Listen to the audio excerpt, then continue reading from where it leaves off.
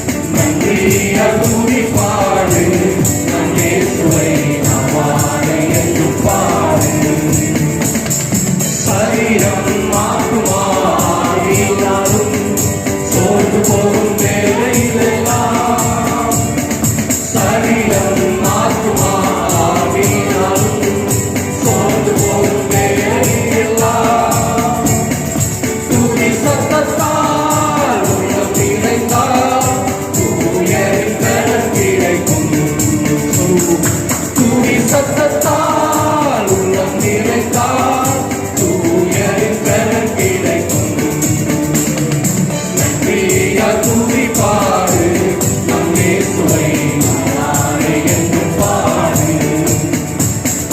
நன்றியால் துதி பாடு நம் இயேசுவை நாவாலே என்றும் பாடு. வல்லவர் நல்லவர் போதுமானவர் வார்த்தையில் உண்மை உள்ளவர்.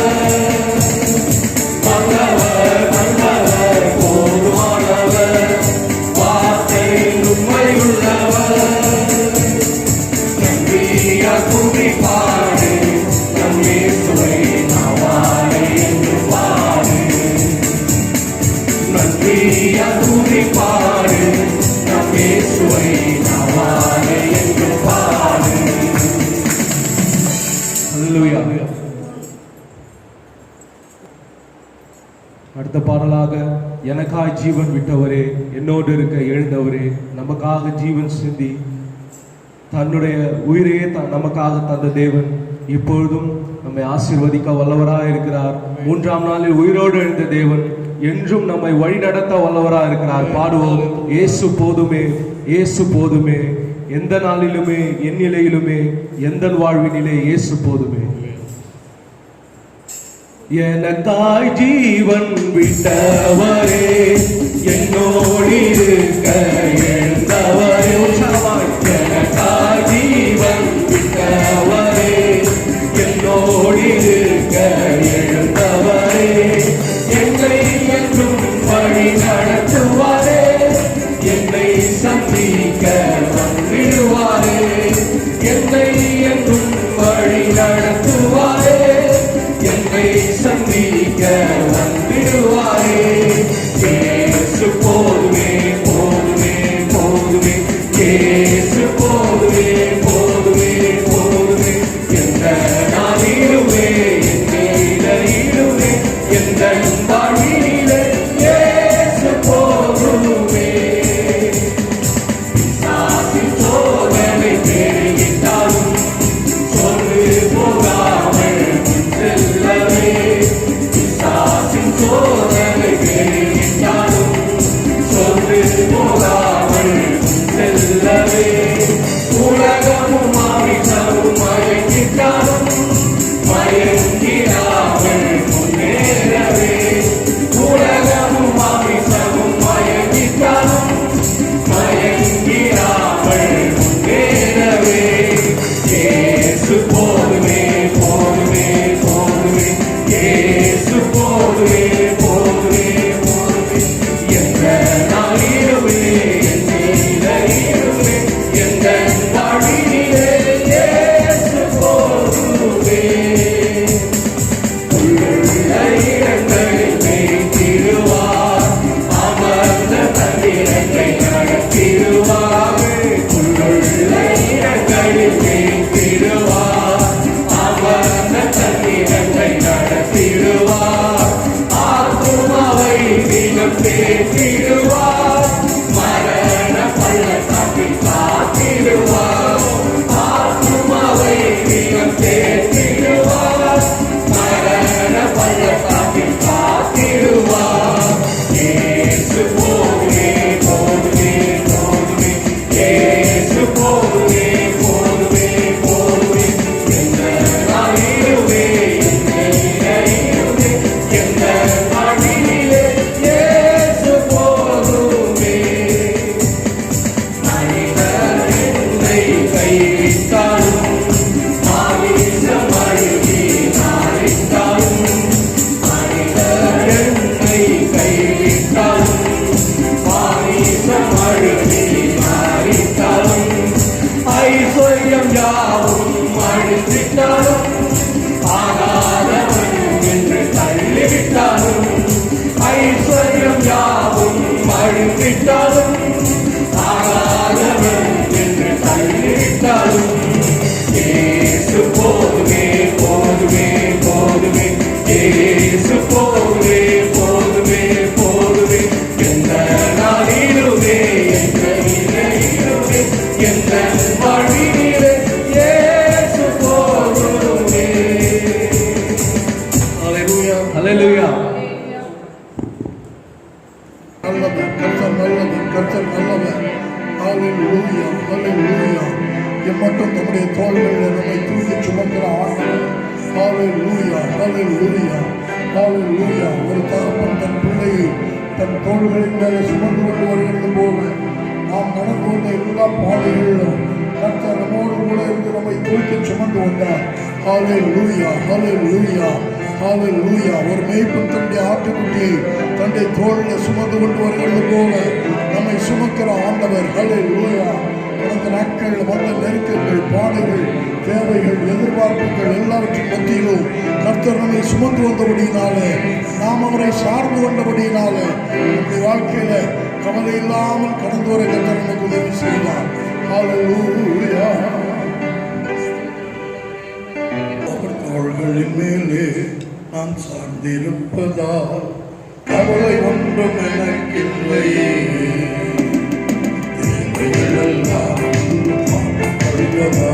நான் கர்த்தருக்குள் மகிழ்ந்திருப்பேன். சார்ந்திருப்பதால் கவலை ஒன்றும் எனக்கில்லையே. தேவைகள் எல்லாம் பார்த்துக் கொள்வதால் நான் கர்த்தருக்குள் மகிழ்ந்திருப்பேனே. யெகோவா ஈரே எங்கள் தேவன், தேவைகள் யாவும் சந்திப்பீரே. யெகோவா ராஃபா எங்கள் தேவன், என்னாலும் சுகம் தருவீரே. மறுபடி சொல்லுங்கள். யெகோவா ஈரே எங்கள் தேவன், தேவைகள் யாவும் சந்திப்பீரே. யெகோவா ராஃபா எங்கள் தேவன், என்னாலும் சுகம் தருவீரே. மரண இருள் கொள்ள காற்றில் நடக்க நின்றாலும் என் அப்பா என்னோடு இருப்பதால் பயப்பட மாட்டேன். மரண இருள் கொள்ள காற்றில் நடக்க நின்றாலும் என் அப்பா என்னோடு இருப்பதால் பயப்பட மாட்டேன். எனக்கு விரோதமாய் ஆயிரங்களும் ஆயிரங்கள் எழுதாலும் மந்திட மாட்டேன். எனக்கு விரோதமாய் ஆயிரங்களும் பதினாயிரங்கள் எழுந்தாலும் மந்திட மாட்டேன். யெகோவா ஈரே எங்கள் தேவன், தேவைகள் யாவும் சந்திப்பீரே. யெகோவா ராஃபா எங்கள் தேவன், என்னாலும் சுகம் தருவீரே. யெகோவா ஈரே எங்கள் தேவன், தேவைகள் யாவும் சந்திப்பீரே. யெகோவா ராஃபா எங்கள் தேவன், என்னாலும் சுகம் தருவீரே. நெருக்கத்திலே கர்த்தரை நோக்கி கூப்பிட்டேன், என்னை விசாலத்தில் கொண்டு வந்து மீட்டுக் கொண்டாரே. நெருக்கத்தில் கர்த்தரை நோக்கி கூப்பிட்டேன், என்னை விசாலத்தில் கொண்டு வந்து என் பட்சத்தில் கர்த்தர் இருப்பதினாலே ஒருபோதும் நான் அசைக்கப்படுவதில்லையே. என் பட்சத்தில் கர்த்தர் இருப்பதினாலே ஒருபோதும் நான் அசைக்கப்படுவதில்லையே. யெகோவா ஈரே எங்கள் தேவன், தேவைகள் யாவும் சந்திப்பீரே. யெகோவா ராஃபா எங்கள் தேவன், என்னாலும் சுகம் தருவீரே. யெகோவா ஈரே எங்கள் தேவன், தேவைகள் யாவும் சந்திப்பீரே. யெகோவா ராஃபா எங்கள் தேவன், என்னாலும் சுகம் தருவீரே. இந்த நாட்கள்ல நம்முடைய ஆண்டவர் நமக்கு யெகோவா ஈரேவா இருக்கிறார். நம்முடைய ஆண்டவர் நம்முடைய தேவைகளை சந்திக்கிறவர். கிட்டத்தட்ட 50 நாட்கள் வேலைக்கு செல்ல முடியாமல், சம்பாதிக்க முடியாமல், பலவிதமான நெருக்கங்களோடு, பலவிதமான பற்றாக்குறைகளோடு உங்களுடைய வாழ்க்கையில் நீங்கள் போராடி கொண்டிருந்திருக்கலாம். ஆனால் இன்றைக்கு பாடுங்கள் யெகோவா ஈரே. ஏனென்றால் கர்த்தரை தேடுகிறவர்களுக்கு ஒரு நன்மையும் குறைபடாது. அவர் நம்மை குறைபட்டு போக விடமாட்டார். அவர் நம்முடைய யெகோவா ஈரேவா இருக்கிறார். தேவைகள் யாவையும் சந்திக்கிற ஆண்டவர். மாத்திரமல்ல, இந்த நாட்கள்ல எங்கு பார்த்தாலும் கொள்ளை நோயினால் உண்டான பயம், நம்முடைய ஆண்டவர் நமக்கு யெகோவா ராஃபாவா இருக்கிறார். அவர் சுகம் தருகிற ஆண்டவர். உங்களுக்கும் எனக்கும் கர்த்தர் நல்ல சுகத்தையும் பலத்தையும் தந்து இந்த நாளில் கர்த்தரை துதிக்கும்படி, தேவ சமூகத்தில் அமர்ந்து கர்த்தரை பாடும்படி, கர்த்தருக்கு மகிமை செலுத்தும்படி, ஜீவனோடு சுகத்தோடு பலத்தோடு நம்மை காத்து வருகிறாரே, அந்த தேவனை நாம் துதித்து போற்றுவோம். நெருக்கத்திலே கர்த்தரை நோக்கி கூப்பிட்டேன், என்னை விசாலத்தில் கொண்டு வந்து மீட்டுக் கொண்டாரே. எல்லாரும் இருக்கிற இடங்கள்ல என்னோடு சேர்ந்து கைகளை தட்டி பாடுங்கள். நெருக்கத்திலே கர்த்தரை நோக்கி கூப்பிட்டேன், என்னை விசாலத்தில் கொண்டு வந்து மீட்டுக் கொண்டாரே. நெருக்கத்திலே கர்த்தரை நோக்கி கூப்பிட்டேன், என்னை விசாலத்தில் கொண்டு வந்து மீட்டுக் கொண்டாரே. என் பட்சத்தில் கர்த்தர் இருப்பதினாலே ஒருபோதும் நான் அசைக்கப்படுவதில்லையே. என் பட்சத்தில் கர்த்தர் இருப்பதினாலே ஒருபோதும் நான் அசைக்கப்படுவதில்லையே. யெகோவாயிரே என்ற தேவன், தேவைகள் யாவும் சந்திப்பீரே. யெகோவா ராஃபா என்ற தேவன், என்னாலும் சுகம் தருவீரே. யெகோவாயிரே என்ற தேவன், தேவைகள் யாவும் சந்திப்பீரே. யெகோவா ராஃபா என்ற தேவன்,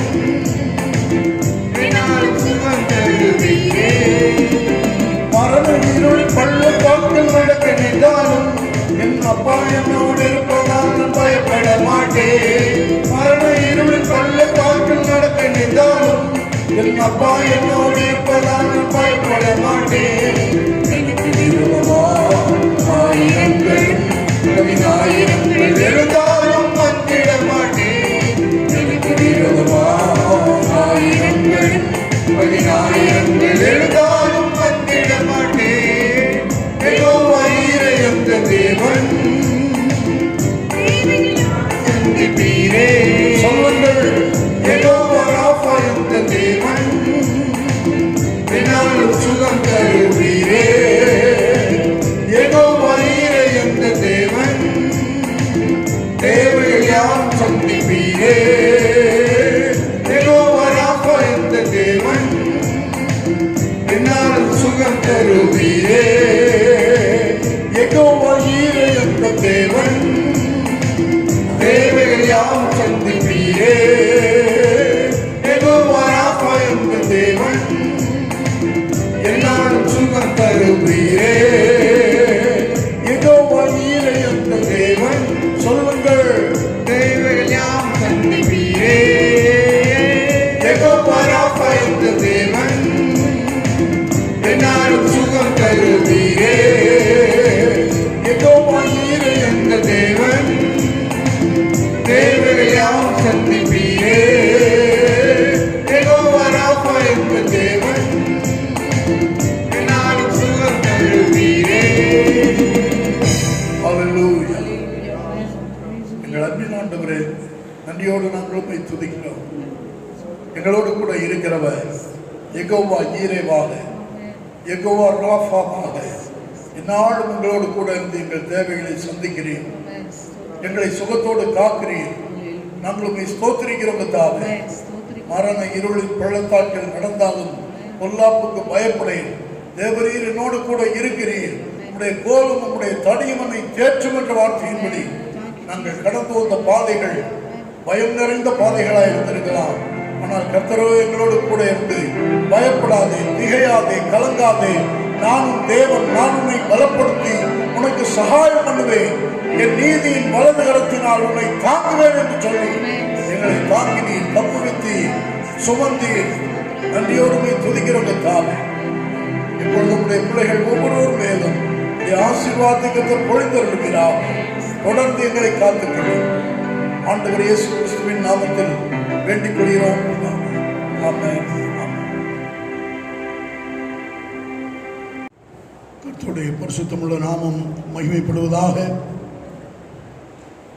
அன்பார்ந்த சகோதர சகோதரிகள் யாவருக்கும் ஆண்டவராகிய இயேசு கிறிஸ்துவின் நாமத்தில் என்னுடைய அன்பின் வாழ்த்துக்களை இந்த நாளில் தெரிவித்துக் கொள்கிறேன். என்னுடைய வார்த்தைகளை வெவ்வேறு இடங்களிலிருந்து கேட்கிற கர்த்தருடைய பிள்ளைகள், கர்த்தருடைய ஊழியர்கள், சபை மக்கள், சகோதர சகோதரிகள் அனைவரையும் ஆண்டவர் ஆசீர்வதிப்பாராக. வேத புத்தகத்திலிருந்து ஒரு வார்த்தையை நான் உங்கள் முன்பாக வைக்க விரும்புகிறேன். அப்போஸ்தலனாகிய பவுல் தீமோத்தேயுவுக்கு எழுதின முதலாம் நிருபம் 1ஆம் அதிகாரம் 2ஆம் வசனம். விசுவாசத்தில் உத்தம குமாரனாகிய தீமோத்தேயுவுக்கு எழுதுகிறதாவது, நம்முடைய பிதாவாகிய தேவனாலும் நம்முடைய கர்த்தராகிய கிறிஸ்து இயேசுவினாலும் கிருபையும் இரக்கமும் சமாதானமும் உண்டாவதாக. இதை கேட்கிற ஒவ்வொரு கர்த்தருடைய பிள்ளைகளுக்கும் நம்முடைய பிதாவாகிய தேவனாலும் நம்முடைய கர்த்தராகிய இயேசு கிறிஸ்துவினாலும் கிருபையும் இரக்கமும் சமாதானமும் உண்டாவதாக. இந்த நாளில் நான் உங்களோடு பகிர்ந்து கொள்ள விரும்புகிற ஒரே வார்த்தை உத்தமம். அப்போஸ்தலனாகிய பவுல் தீமோத்தேயுவை அழைக்கும் பொழுது உத்தம குமாரனாகிய தீமோத்தேயுவே என்று அழைக்கிறார். உத்தமம். கடைசி நாட்களில் ஆண்டவருடைய சமூகத்தில் கர்த்தருடைய வருகையை எதிர்நோக்கி வாழுகிற கர்த்தருடைய பிள்ளைகளுக்கு தேவையான மிக முக்கியமான ஒன்றை இன்றைக்கு நான் உங்களோடு பகிர்ந்து கொள்ள இருக்கிறேன். ஆண்டவர் தம்முடைய சபையை தம்முடைய மனவாட்டி சபையாக தமக்கென்று ஆயத்தப்படுத்தி கொண்டிருக்கிறார். நம்முடைய பரம மணவாளனாகிய ஆண்டவராகிய இயேசு கிறிஸ்து சீக்கிரத்தில் மத்திய ஆகாயத்தில் வெளிப்பட்டு தம்முடைய மணவாட்டி சபையை தம்மோடு கூட சேர்த்து கொள்ளப் போகிறார். இந்த பூமியில் நடக்கிற எல்லா காரியங்களும் ஆண்டவராகிய இயேசு கிறிஸ்துவின் வருகை மிக சமீபம் என்று நமக்கு காண்பித்து கொண்டிருக்கின்றன என்பதில் எவருக்கும் எந்த சந்தேகமும் இருக்க முடியாது.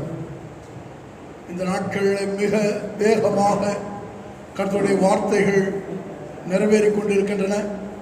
உலகத்தின் முடிவுக்கும் உம்முடைய வருகைக்கும் அடையாளம் என்ன என்று சீடர்கள் ஆண்டவராகிய இயேசுவை கேட்டபோது ஆண்டவர் என்னென்ன அடையாளங்களை சொன்னாரோ அத்தனை அடையாளங்களும் இந்த நாட்களில் மிக துல்லியமாக நிறைவேறி கொண்டிருக்கிறதை நாம் அறிவோம். இந்த நிலையில் கர்த்தருடைய சபை ஆண்டவர் எதிர்பார்க்கிற உத்தம சபையாக விளங்க வேண்டும். உன்னத பாட்டின் புத்தகம் 6ஆம் அதிகாரம் 9ஆம் வசனத்தில் மணவாளன் மணவாளியை குறித்து சொல்லும்போது என் புறாவோ என் உத்தமியோ ஒருத்தியே என்று சொல்லுகிறதை நாம் பார்க்கிறோம். எனவே ஆண்டவர் தம்முடைய மணவாட்டியாய் சேர்த்துக் கொள்கிற அந்த மணவாட்டி உத்தமியாக அவர் பார்வையிலே காணப்பட வேண்டும். இன்றைக்கும் என் வார்த்தைகளை கேட்கிற சகோதர சகோதரிகளே, நம்முடைய நாட்கள் மிக வேகமாய் ஓடிக்கொண்டிருக்கிற நிலையில் நாம் ஒன்றை நம்முடைய மனதில் இருத்தி அதற்காகவே நாம் ஓட வேண்டும். அது என்ன என்றால் கர்த்தருடைய வருகை குறித்த எதிர்பார்ப்பு. நம்முடைய ஆண்டவர் சீக்கிரத்தில் வருகிறார். நம்முடைய ஆண்டவருக்காக நாம் ஆயத்தமாக இருக்க வேண்டும் என்றால் நாம் அவருக்கேற்ற உத்தமமாக காணப்பட வேண்டும். வேதத்திலே ஆண்டவர் சிலரை சில இடங்களிலே உத்தமர்கள் என்று அடையாளம் காண்பித்திருக்கிறார். மிக குறிப்பாக கானானுக்குள்ளே ஆண்டவர் பிரவேசிக்க பண்ணின இருவரில் ஒருவர் காலேப் என்று வேதத்தில் எழுதப்பட்டிருக்கிறது. என்னாகமத்தின் புத்தகம் 14ஆம் அதிகாரம் 24ஆம் வசனம். என்னுடைய தாசனாகிய காலேப் வேறே ஆவியை உடையவனாய் இருக்கிறபடியினாலும் உத்தமமாய் என்னை பின்பற்றி வருகிறபடியினாலும் அவன் போய் வந்த தேசத்திலே அவனை சேர பண்ணுவேன், அவன் சந்ததியார் அதை சுதந்தரித்துக் கொள்வார்கள் என்று காலேபை குறித்து ஆண்டவர் சொன்னார். ஆண்டவர் முழு இஸ்ரவேல் சந்ததியையும் கானானுக்கென்று தெரிந்து கொண்டாலும் அழைக்கப்பட்டவர்களே பெரும்பான்மையானவர்கள் தங்களுடைய அழைப்பை உதாசீனப்படுத்தி கானானுக்குள்ளே போய் சேருகிற சாக்கியத்தை இழந்த போதிலும் காலேப் உத்தமமாய் கர்த்தரை பின்பற்றினபடியினாலே கானானுக்குள் போய் சேருவான் என்று ஆண்டவர் அவரை குறித்து சொன்னார். எகிப்திலிருந்து வெளியே வந்து வனாந்தரத்திலே 40 ஆண்டுகள் பிரயாணம் பண்ணி அந்த 40 ஆண்டுகளின் முடிவிலே கானானுக்குள்ளே பிரவேசிக்கிற பாக்கியத்தை காலேப் பெற்றுக்கொண்டார். இன்றைக்கும் பாவ எகிப்திலிருந்து வெளியே வந்து வனாந்தரம் போன்ற ஒரு வாழ்க்கையிலே ஆண்டவரை பின்பற்றி கொண்டிருக்கிற கர்த்தருடைய பிள்ளைகளாகிய நாம் இன்ப கானானாகிய பரலோகத்திற்குள்ளே போய் சேர வேண்டுமானால் அதற்கு ஆண்டவர் நம்மிடத்தில் எதிர்பார்க்கிற முதன்மையான தகுதி உத்தமம். அன்றைக்கு 12 பேர் கானானை வேவு பார்க்க போனார்கள். வேவு பார்க்க போன 12 பேரில் 2 பேர் மாத்திரம் ஆண்டவர் எதிர்பார்த்த தகுதி உடையவர்களாக இருந்தபடியினாலே யோசுவா காலேபாகிய இருவர் மாத்திரம் கானானுக்குள் போய் சேர்ந்தார்கள். மீதி 10 பேர் அந்த தகுதியை இழந்து போய் வனாந்தரத்திலேயே மடிந்து போனார்கள். இன்றைக்கும் அருமையான கர்த்தருடைய பிள்ளைகளே, நாம் இந்த பூமியிலே ஆண்டவராகிய இயேசு கிறிஸ்துவை ஏற்றுக்கொள்ளுகிற பாக்கியத்தை பெற்றிருக்கலாம். பாவங்கள் மன்னிக்கப்பட்டு கர்த்தரை விசுவாசித்து கர்த்தருடைய கற்பனைகளை பெற்று அதன்படி வாழ்வதற்கு நம்மை அர்ப்பணிக்கிற வாழ்வையும் நாம் எல்லாரும் பெற்றிருக்கிறோம். என்றாலும் நம்மிலே எல்லோரும் ஆண்டவர் எதிர்பார்க்கிற உத்தமம் உள்ளவர்களாய் இருக்கிறோமா என்பது மிகப்பெரிய கேள்வி. காலேபுடைய வாழ்க்கையில காலேப் கானானுக்குள் பிரவேசித்ததற்கு ஆண்டவர் இங்கே சொல்லி காண்பிக்கும் தகுதிகளில் ஒன்று, உத்தமமாய் காலேப் தேவனை பின்பற்றினார். என் உத்தமையோ ஒருத்தியே என்று மணவாளியை குறித்து மணவாளன் சொல்லுகிறது போல இன்றைக்கும் ஆண்டவர் உத்தமமாய் நடக்கிறவர்களை தம்முடைய மணவாட்டியாக ஆயத்தப்படுத்தி கொண்டிருக்கிறார். எனவே ஆண்டவர் எதிர்பார்க்கிற உத்தமத்தை இந்த நாட்களில் நாம் விளங்க பண்ணுவோமாக. இந்த நாட்கள் வேலைகளுக்கு செல்ல முடியாமல், வேறு எதையும் செய்ய முடியாமல், வீடுகளிலேயே காலத்தை தள்ளக்கூடிய நிலையிலே அத்தனை பேரும் அமர்ந்திருக்கக்கூடிய ஒரு நிலைக்கு நம்மை கொண்டு வந்து நிறுத்திவிட்ட நாட்கள் என்ற போதிலும் இந்த நாட்களை நாம் எப்படி பயன்படுத்திக் கொள்ளுகிறோம், ஆண்டவருக்கேற்ற உத்தமமாய் வாழ்கிறோமா என்கிற கேள்வியை நாம் நமக்குள்ளே எழுப்புவோம்.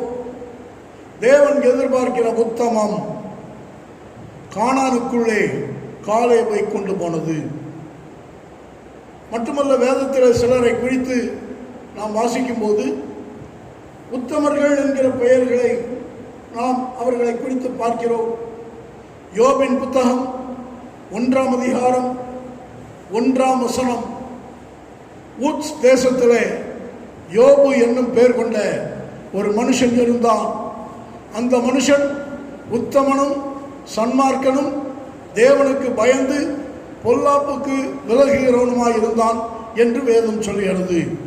8ஆம் வசனத்திலே அதே மனுஷனை குறித்து உத்தமன் என்கிற வார்த்தையை ஆண்டவர் பயன்படுத்துகிறார். எனவே கர்த்தருடைய பிள்ளைகளே, யோபு உத்தமனாயிருந்தான், காலேப் உத்தமனாயிருந்தான், யோபு உத்தமனாயிருந்தான் என்று வேதம் சொல்கிறது. உத்தமர்களை தேவன் தமக்கென்று தெரிந்து கொண்டிருக்கிறார். இந்த நாட்களிலும் சபை கர்த்தருக்கேற்ற உத்தமம் உள்ள ஒரு சபையாக விளங்க வேண்டும். சபையை உத்தமர்களின் கூட்டமாகவே கர்த்தர் ஆயத்தப்படுத்துகிறார். வேத புத்தகத்தில் லூக்கா எழுதின சுவிசேஷம் 1ஆம் அதிகாரம் 17ஆம் வசனத்தை வாசிக்கும் பொழுது அங்கே யோவான் ஸ்நானகனை குறித்து சொல்லப்பட்டிருக்கிற ஒரு காரியத்தை பார்க்கிறோம். லூக்கா எழுதின சுவிசேஷம் 1ஆம் அதிகாரம் 17ஆம் வசனத்தில் நாம் பார்க்கிறோம். இந்த யோவான் ஸ்நானகன் பிதாக்களுடைய இருதயங்களை பிள்ளைகளிடத்திற்கு கீழ்ப்படியாதவர்களுடைய இருதயங்களை நீதிமான்களுடைய ஞானத்திற்கும் திருப்பி உத்தமமான ஜனத்தை கர்த்தருக்கு ஆயத்தப்படுத்தும்படியாக அவன் எலியாவின் ஆவியும் பலமும் உடையவனாய் அவருக்கு முன்னே நடப்பான் என்றார். தேவதூதன் யோவான் ஸ்நானகனை குறித்து சகரியாவுக்கும் எலிசபெத்துக்கும் வெளிப்படுத்தின வார்த்தைகள் இந்த வார்த்தைகள். உங்களுக்கு பிறகு போகிற குழந்தை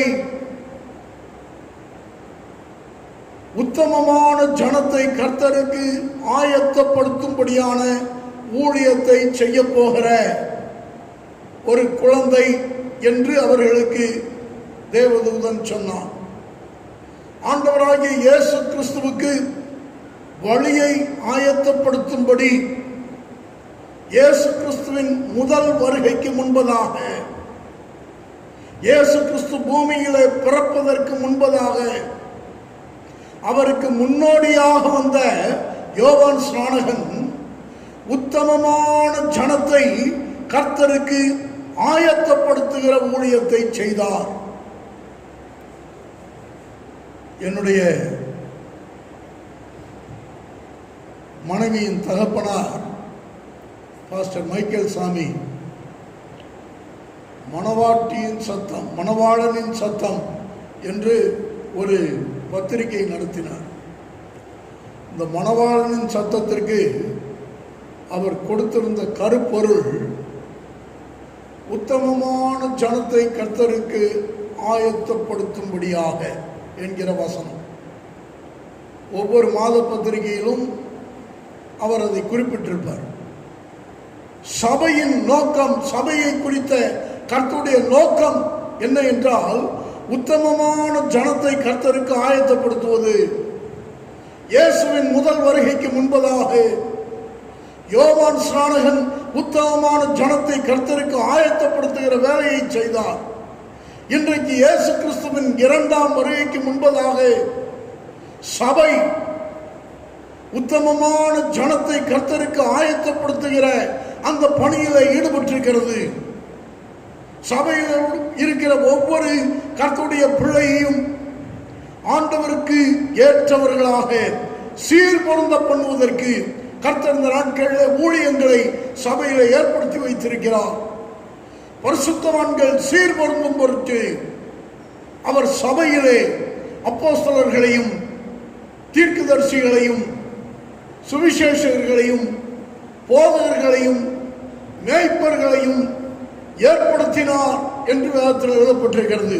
ஆகவே இன்றைக்கு ஊழியர்கள் சபையை கர்த்தருக்கேற்ற சீருக்குள்ளே, ஆண்டவருக்கேற்ற ஆயத்தத்திற்குள்ளே, கர்த்தருக்கென்று ஒரு உத்தமமான கூட்டமாய் ஆயத்தப்படும்படியாக ஆயத்தப்படுத்துகிற பணியிலே ஈடுபட்டு இருக்கிறோம். இந்த நிலையில் கர்த்தருடைய பிள்ளையே, ஒருவேளை ஏறக்குறைய 2 மாதங்கள் ஆலயத்திற்கு வர முடியாமல், கூடி சேர்ந்து கர்த்தரை ஆராதிப்பதற்கு உட்கார முடியாமல், கர்த்தருடைய வார்த்தைகளை மிக விளக்கமாய் பெற முடியாமல், தேவ சமூகத்தில் கர்த்தருக்கு காத்திருக்க முடியாமல், ஏதோ நேரம் கிடைக்கும் பொழுது வீட்டில் உட்கார்ந்து தங்களுடைய வேதத்தை எடுத்துக்கொண்டு ஆண்டவரை நோக்கி பார்க்கிற அனுபவத்தோடு நீங்கள் இருக்கலாம். ஆனால் இன்றைக்கு இருதயத்திற்குள்ள ஒரு தீர்மானம் எடுங்கள். நான் ஆண்டவருக்கேற்ற ஒரு உத்தம மனவாட்டியாக ஆயத்தப்பட வேண்டும். உத்தமமான ஜனத்தை கர்த்தருக்கு ஆயத்தப்படுத்துகிற பணி, கர்த்தருடைய ஊழிய பணி. இந்த நாட்களில் ஒருவேளை ஆலயத்திற்கு வர முடியாமல் இருந்தாலும் கர்த்தருடைய பிள்ளையே, இது போன்று உங்களை இந்த காணொளி காட்சியின் மூலம் ஊழியர்கள் சந்திப்பது ஒரே நோக்கத்தின் விளைவுதான். எப்படியாயினும் கர்த்தருடைய வருகைக்கு கர்த்தருடைய பிள்ளைகள் ஆயத்தப்பட வேண்டும் என்பது. எனவே ரட்சிக்கப்பட்டு ஆண்டவரை ஏற்றுக்கொண்டு கர்த்தருடைய வழிகளிலே நடப்பதற்கு தங்களை ஒப்புக் கொடுத்த ஒவ்வொரு தேவனுடைய பிள்ளையும் இருதயத்தில் ஆழ பதித்துக் கொள்ளுங்கள். நான் எந்த நிலையில் இருந்தாலும் கர்த்தருக்கு ஏற்ற உத்தமத்தை என்னை காத்துக்கொள்ள வேண்டும். ஆவிக்குரிய வாழ்க்கையில உத்தமம், சரீர பிரகாரமாக உத்தமம், குடும்ப வாழ்க்கையில உத்தமம், பொருளாதாரத்தில் உத்தமம், எல்லா நிலைகளிலும் கர்த்தருக்கேற்ற உத்தமத்தை வழங்க பண்ண வேண்டும். ஆண்டவர் உத்தமமான ஒரு வாழ்க்கைக்காக நம்மை தெரிந்து கொண்டிருக்கிறார்.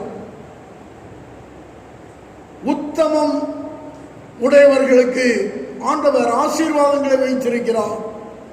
நான் உத்தமமாய் நடப்பதனால என்ன எனக்கு கிடைக்கும் என்பது சிலருடைய கேள்வி.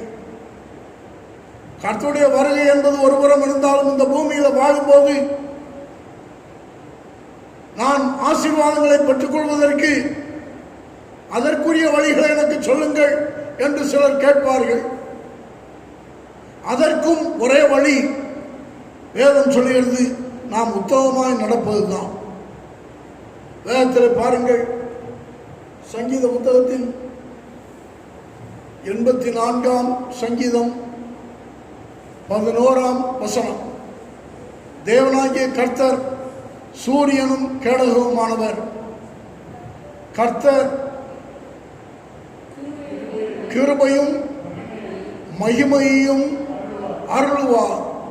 உத்தமமாய் நடக்கிறவர்களுக்கு நன்மையை வழங்காதிரார். உத்தமமாய் நடக்கிறவர்களுக்கு நன்மையை வழங்காதிரார். நன்மை வேண்டுமா?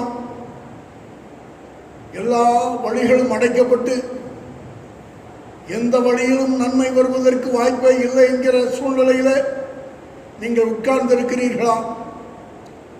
உங்களுடைய தனிப்பட்ட வாழ்க்கையில், உங்களுடைய குடும்ப வாழ்க்கையில், உங்களுடைய பொருளாதார நிலையில் உங்களுக்கு நீங்கள் எதிர்பார்க்கிற எல்லா நன்மைகளையும் ஆண்டவரால் மட்டுமே தர முடியும். நன்மைகள் நமக்கு வந்து சேர்வதற்கு ஒரே வழி,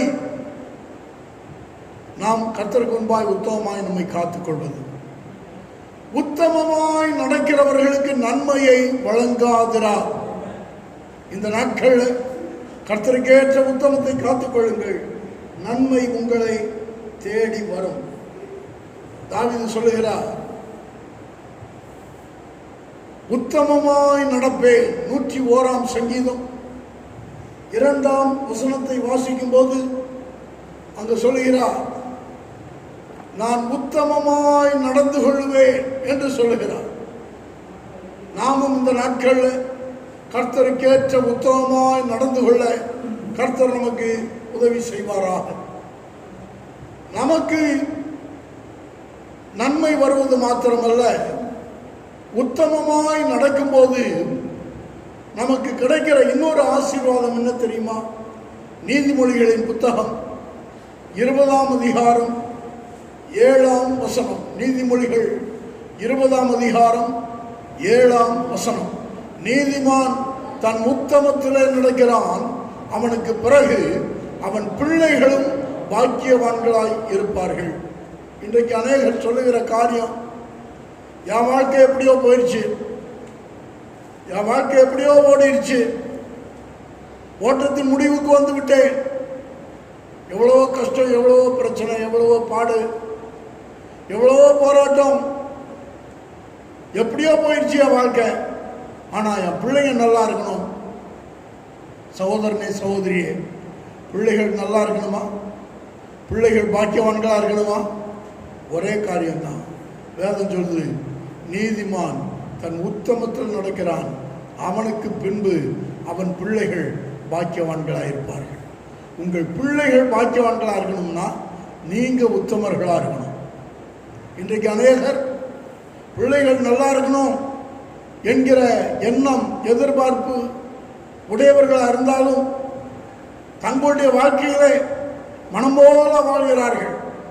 ஆனால் உங்களுடைய பிள்ளைகள், நம்முடைய பிள்ளைகள் நன்றாக இருக்க வேண்டும் என்று நாம் விரும்பினால் நாம் உத்தமமாய் நடக்க வேண்டும். நீதிமொழிகள் 27 அதுதான் சொல்லுது. ஒவ்வொரு பெற்றோரும், ஒவ்வொரு தகப்பனும், ஒவ்வொரு தாயும் இந்த வசனத்தை மனப்பாடம் பண்ணி வச்சுக்கணும். நீதிமான் தன் உத்தமத்திலே நடக்கிறான், அவனுக்கு பின் அவன் பிள்ளைகளும் பாக்கியவான்களாக இருப்பார்கள். சகோதரனே சகோதரியே, நம்முடைய பிள்ளைகளுடைய பாக்கிய வாழ்வு நம்முடைய உத்தமத்தில் தான் இருக்கிறது. ஆகவே நாம் உத்தமமாய் நடந்தால் முதலாவது நமக்கு நன்மை, அடுத்து நாம் உத்தமமாய் நடந்தால் நம்முடைய பிள்ளைகளுக்கு ஆசீர்வாதம். மூன்றாவது ஒன்றை சொல்கிறேன். மத்தேயு எழுதின சுவிசேஷம் 25ஆம் அதிகாரம் 21ஆம் வசனம். ஆண்டவராகிய இயேசு ஒரு ஊமையை சொன்னார். அந்த ஊமையில் 3 வேலைக்காரர்கள், ஒரு எஜமான். அந்த எஜமான் தன்னுடைய வேலைக்காரனை பார்த்து சொல்கிறான், அவனுடைய எஜமான் அவனை நோக்கி, நல்லது, உத்தமமும் உண்மையும் உள்ள ஊழியக்காரனே, கொஞ்சத்தில் உண்மையாய் இருந்தாய், உன்னை அநேகத்தின் பேரில் அதிகாரியாய் வைப்பேன், நீ உன் எஜமானுடைய சந்தோஷத்துக்குள்ளே பிரவேசி என்றான். ஒரு நாள் வரப்போகிறது, நம்முடைய எஜமானாகிய ஆண்டவருடைய சந்தோஷத்துக்குள்ளே நாம் பிரவேசிக்கும்படியாக நாம் எதிர்பார்த்திருக்கிற அந்த நாள். அந்த நாளிலே நம்முடைய ஆண்டவர் நம்மை பார்த்து, நல்லது, உத்தமமும் உண்மையும் உள்ள என் மகனே, உத்தமமும் உண்மையும் உள்ள என் மகளே என்று சொல்லத்தக்கவர்களாய் நம்முடைய வாழ்க்கை அமைந்திருந்தால் அவருடைய சந்தோஷத்துக்குள்ளே நாம் பிரவேசிக்க முடியும். கர்த்தருடைய ராஜ்யத்திற்குள்ளே, அவருடைய சந்தோஷத்துக்குள்ளே பிரவேசிப்பதற்கு நம்மை ஆயத்தப்படுத்திக் கொள்வோம். தீமோத்தேயுவை பார்த்து பவுல் சொல்லுகிறார், உத்தம குமாரனே. இன்றைக்கும் சபையில் இருக்கிற ஒவ்வொரு விசுவாசியையும் குறித்து ஊழியக்காரர்கள் இப்படி சொல்ல வேண்டும், இந்த சகோதரன் உத்தமமானவர், இந்த சகோதரி உத்தமமானவர், இவர் உத்தமமான விசுவாசி, இவர் உத்தமமான தேவனுடைய பிள்ளை, இவர் உத்தமமான குமாரன், இவர் உத்தமமான குமாரத்தி என்று சொல்ல வேண்டும். அப்படி சொல்லத்தக்கவர்களாய் நடக்க கர்த்தர் நமக்கு உதவி செய்வாராக. ஆதி நாட்களில் பவுல் அப்படி சொல்லத்தக்க விதத்தில் தீமோத்தேயுவின் வாழ்க்கை அமைந்திருந்தது. தீமோத்தேயு ஒரு இளைஞன், வாலிபனாய் இருந்த போதிலும் உலக பிரகாரமாய் மற்ற வாலிபர்களைப் போல் அவன் தன்னுடைய வாழ்க்கையை கழிக்கவில்லை. மாறாக அவன் கர்த்தருக்கேற்ற உத்தமத்திலே தன்னுடைய வாழ்க்கையை விளங்க பண்ணினான். விசுவாசத்திலே உத்தம குமாரன் என்று பவுல் அவரை அழைத்தார்.